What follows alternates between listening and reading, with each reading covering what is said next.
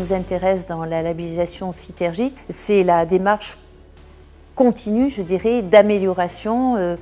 qui nous permet d'identifier des marges de manœuvre encore possibles pour pouvoir accélérer les effets de notre politique, car il y a urgence. Alors, elles étaient de 3 ordres différents. En interne, mobiliser les équipes sur un objectif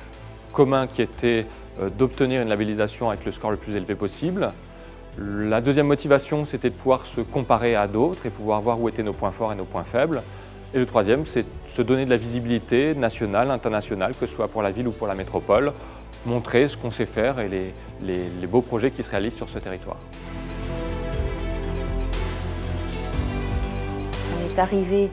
à faire baisser le poids de la circulation automobile dans la part modale des déplacements quotidiens à juste un peu moins de 50% au profit des déplacements communs, des déplacements doux, alternatifs. On a aussi l'expérimentation, puisque nous avons le site d'essai national ici à Bordeaux,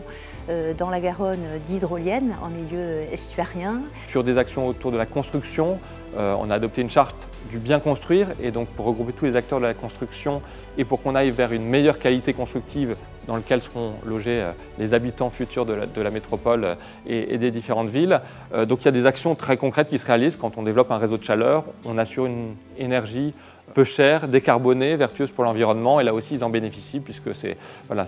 eux qui en sont directement les clients.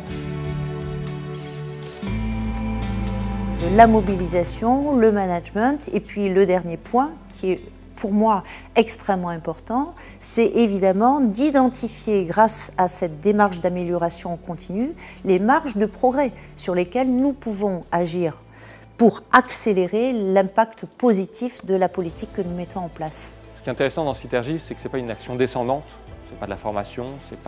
c'est vraiment une contribution collective, et donc on a beaucoup travaillé en atelier et en faisant réagir les gens les uns par rapport aux autres pour qu'ils fassent des liens entre leurs actions, les différentes politiques publiques, ce qui n'était pas forcément le cas. Donc pour nous, l'important c'était vraiment que chacun puisse s'exprimer et apporter sa plus-value, sa brique, son expertise à un projet d'ensemble, et c'est ça qui satisfait, y compris les agents, qui rencontrent de nouveaux collègues et qui se rendent compte qu'ensemble, ils ont un objectif commun qui n'est pas forcément une politique publique ou un métier, mais qui a un objectif commun, et cet objectif c'est de réussir la transition écologique et énergétique.